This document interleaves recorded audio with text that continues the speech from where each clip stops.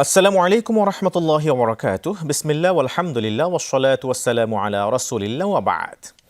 হজ ইসলামের পঞ্চস্তম্ভের অন্যতম। এটি প্রতিটি সামর্থ্যবান মুসলমানের জন্য এক অবশ্য পালনীয় ইবাদা।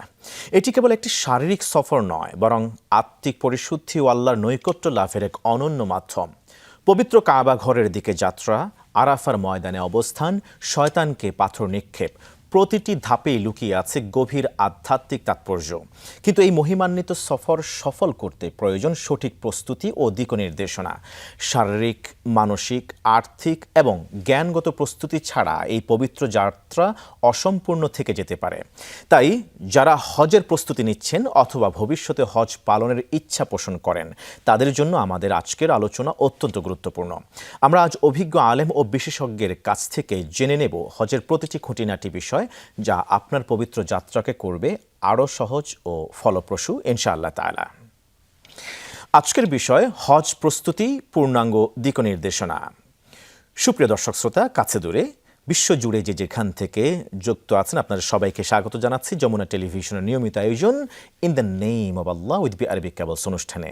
আপনাদের সাথে আছি আমি মুহাম্মদ হিদায়েতুল্লাহ। অনুষ্ঠানটি টিভি সেটের পাশাপাশি যমুনা টেলিভিশনের ফেসবুক পেজে সরাসরি সম্প্রচারিত হচ্ছে। দর্শক, আপনারা যোগ দিতে পারেন আমাদের সাথে। আজকের অতিথি হিসেবে আজ আমাদের সাথে যুক্ত আছেন চট্টগ্রাম বিশ্ববিদ্যালয়ের আরবি বিভাগের সুযোগ্য চেয়ারম্যান ফজলত উস্তাজ প্রফেসর ডক্টর গিয়াসউদ্দিন তালুকদার হাফেজাহুল্লাহ। আসসালামু আলাইকুম ওয়া রাহমাতুল্লাহ। আহলান ওয়া সাহলান শেখনা। ওয়ালাইকুম আসসালাম ওয়া রাহমাতুল্লাহ। মারহাবান বিকুম। আপনাদের শুভেচ্ছা আর স্বাগতম।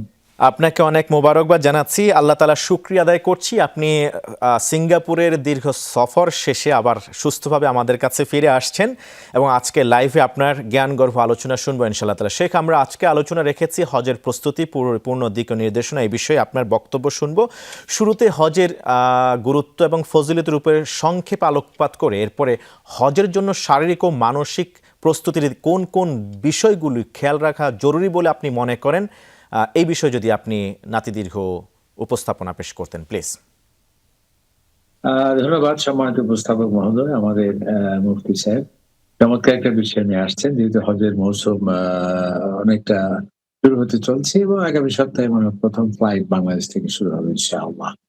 হজ অত্যন্ত গুরুত্বপূর্ণ একটি বিষয়, আমাদের পঞ্চস্তম্ভের মাঝে অত্যন্ত গুরুত্বপূর্ণ একটি বিষয় এবং এর গুরুত্ব আমরা অনুধাবন করতে পারি কোরআনে পাকে ১১৪টি সূরার মধ্যে একটি সূরা হজের নামে। অন্য কোনো স্তম্ভের নামে বা রুকনের নামে কিন্তু কোরআনের সূরা নেই। হজের নামে রয়েছে একটা সুনির্দিষ্ট একটি সূরা এবং এবং এই হজটি হলো সর্বশেষ বিধান।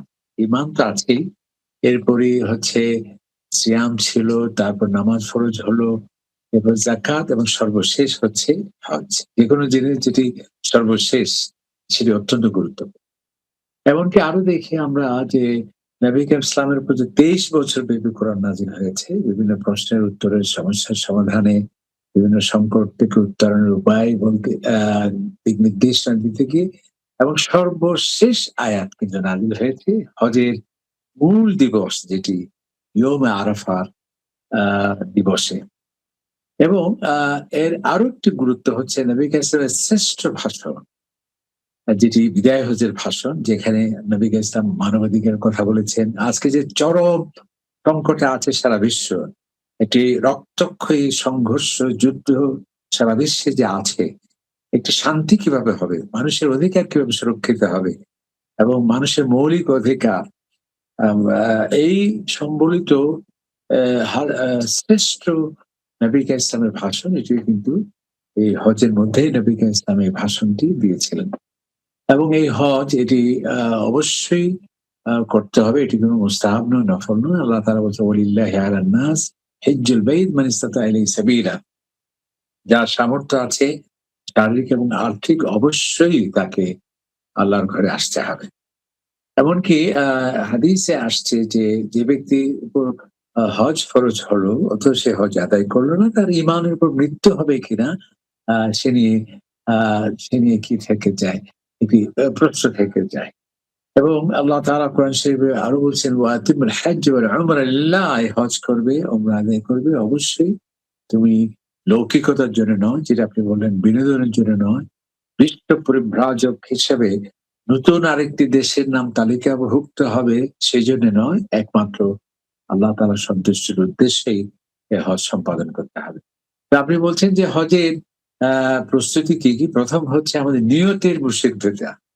এই হজ করব আল-হাজ খেতাবে ভূষিত হওয়ার জন্য নয়, জনপ্রিয়তা পাওয়ার জন্য নয়, নতুন করে একটা আমি মানুষের কাছে নতুন এক ব্যক্তিত্ব নিয়ে আধ্যাত্মিক মহাপুরুষ আমি পরিচিতি পাবো সেজন্য নয়, আল্লাহ তাআলার সন্তুষ্টি অর্জনের জন্যই আমাকে এই হজ করতে হবে, নিয়তের বিশুদ্ধিতা।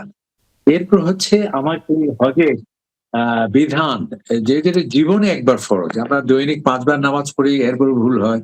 আমরা প্রতি বছর রোজা রাখি, তারপরেও নানা মাসালা আমাদের অজানা থেকে যায়। আর যে কাজটি জীবনে একবার কেবল, স্বাভাবিক সেখানে অনেকগুলো প্রশ্ন থাকতে পারে। সেজন্যে আমাদের এই হজের বিধান, হজের যে ফরজ কি, ওয়াজিব কি, পর্যাপ্ত জ্ঞান আমাদের থাকতে হবে। আমার নানা বলেছেন, দাদা বলেছেন, মৌলানা সাহেব কি বলেছেন সেভাবে নয়। নবী এসে বলছেন, "খুযু আন্নী মানাসিকাকুম", আমি যেভাবে হজ করেছি সেভাবেই তোমাকে হজ করতে হবে।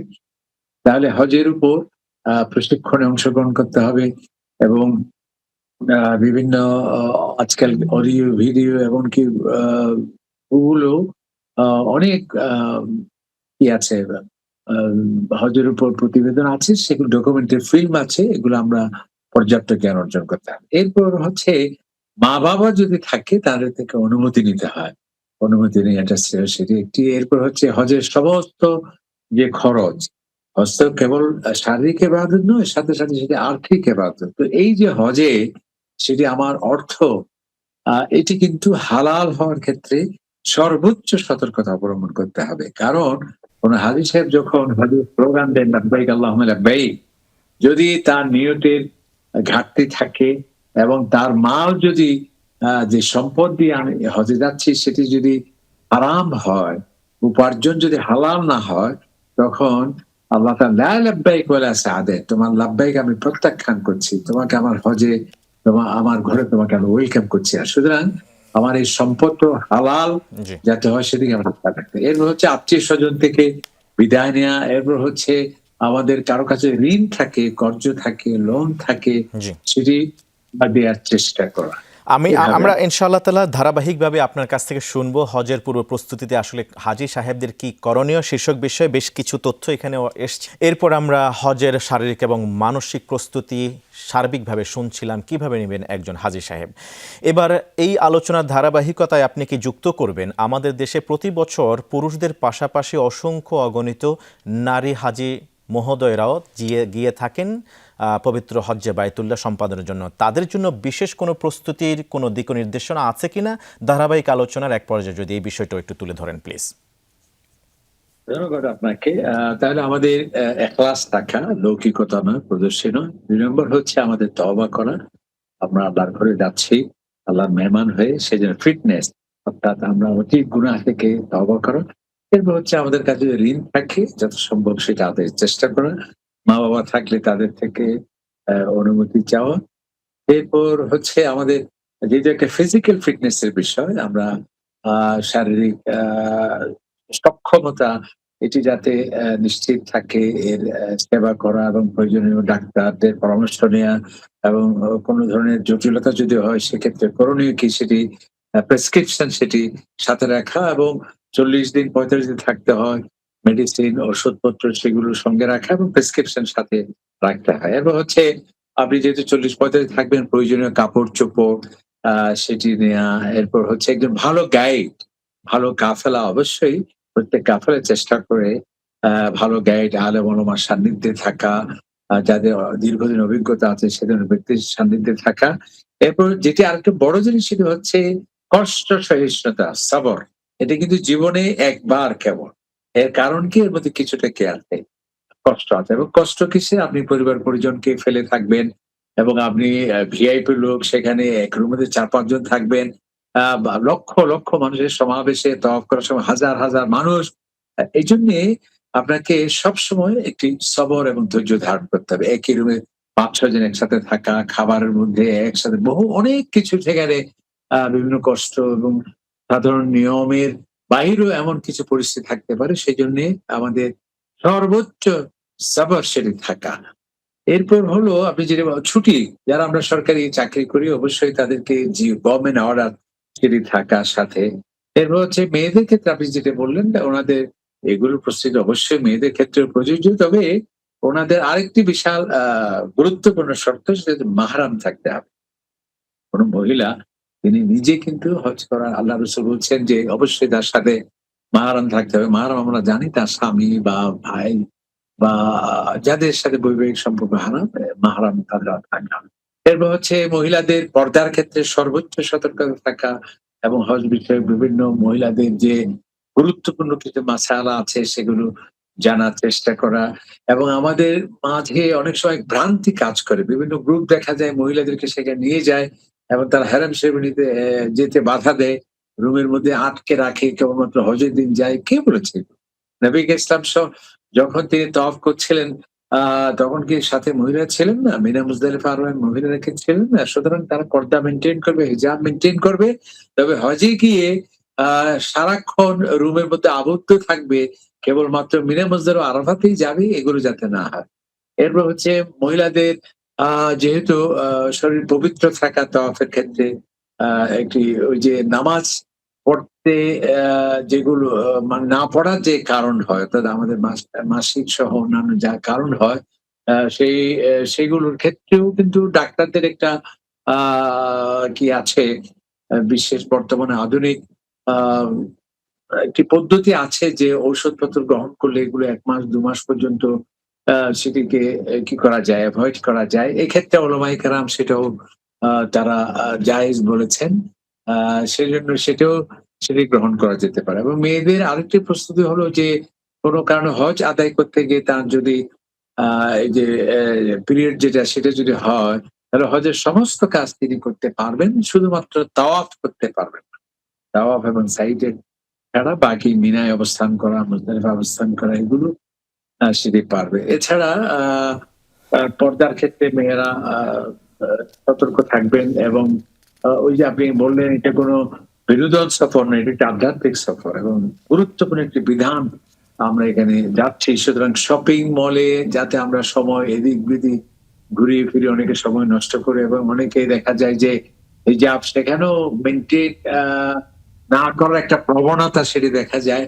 আ জি। সেদিকে আমাদের সর্বোচ্চ সতর্কতা থাকতে হবে। কারণ চমৎকার এটি করে এমন আপনি একটি বলছিলেন শেখ, আমাদের সামগ্রিক প্রস্তুতি শারীরিক এবং মানসিক আর্থিক দিক থেকে এবং বিশেষ করে স্পেশালি আমাদের নারী হাজি সাহেবানদের জন্য আপনি বেশ কিছু পরামর্শ দিয়েছেন। আমরা এই পর্যায়ে আপনার কাছ থেকে জানতে চাইবো, আছে না সর্বোচ্চ প্রস্তুতি আমরা গ্রহণ করেছি বিভিন্ন বই, কিতাব, পুস্তক কিংবা অনেক বিদগ্ধ ইসলামিক স্কলারের আলোচনা শোনার পরে আমরা সার্বিক প্রস্তুতি নিয়েছি শারীরিক, মানসিক, আর্থিক সব দিক থেকে। এরপরেও হঠাৎ উদ্ভট এমন কিছু ঝামেলা চলে আসে যেগুলি এড়ানো আসলে ওই সময় তাৎক্ষণিক চিন্তার মধ্যেও থাকে না। এমন কোনো চ্যালেঞ্জ কি আছে আপনার দীর্ঘ বর্ণিল এই জীবনে সফর? আপনি তো প্রতি বছরে যান আলহামদুলিল্লাহ। আপনার বাস্তবিক জীবনের অভিজ্ঞতার আলোকে যদি আপনাদেরকে বলতেন এমন কি কি চ্যালেঞ্জ হঠাৎ করে চলে আসতে পারে যা আমাদের মোকাবেলা করা খুবই দরকার, পূর্ব প্রস্তুতি নিয়ে রাখা দরকার, প্লিজ। ধন্যবাদ আমাদের বিচক্ষণ এবং দূরদর্শী উপস্থাপক মহোদয় চমৎকার বলেছেন।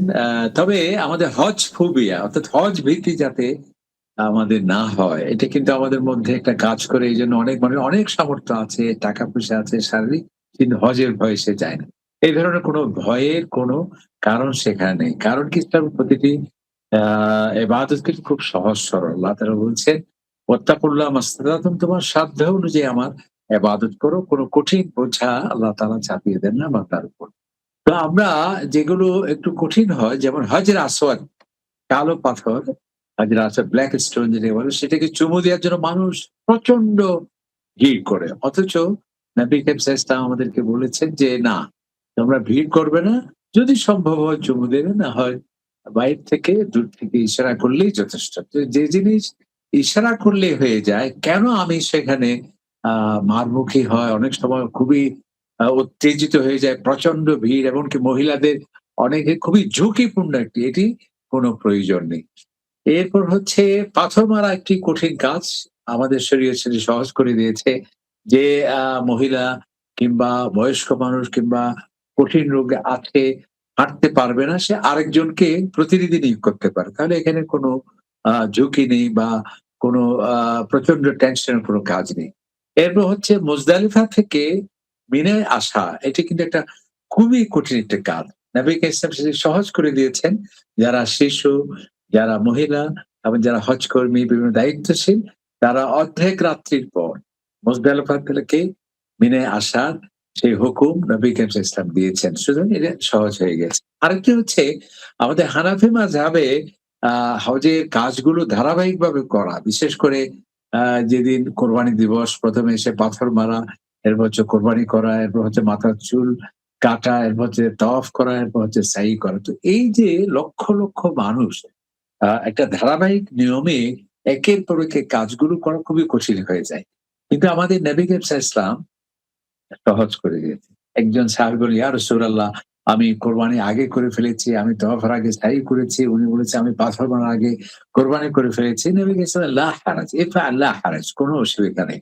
সুতরাং আ অবশ্যই ধারাবাহিকভাবে করতে পারলে ভালো। তবে যদি প্রচন্ড ভিড় হয়, আমার যদি সমস্যা হয় এবং খুবই রিস্কি হয়, তাহলে এক্ষেত্রে নবী ইসলাম আমাদেরকে সহজ করে দিয়েছেন।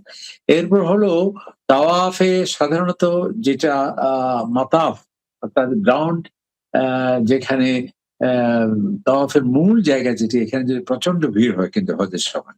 তো আমরা যদি সেটি আ 1st ফ্লোর করতে পারি, 2nd ফ্লোর করতে পারি, 3rd ফ্লোর এমনকি ছাদেও করার জায়গা আছে।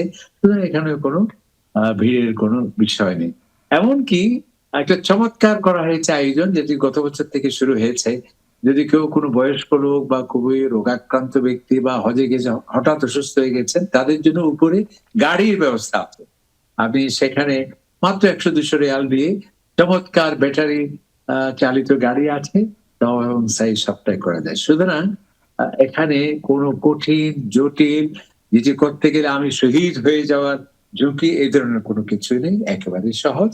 যদি আমরা নিয়ম মাফিক সবকিছু করি এবং পিক আপ আওয়ার বা সুপার পিক আওয়ার বা অফ পিক আওয়ার, সেগুলো যাদের অভিজ্ঞতা আছে সেই গাইডরা যখন খুবই প্রচন্ড ভিড় হয়, সেগুলোকে এড়িয়ে যেতে হয়।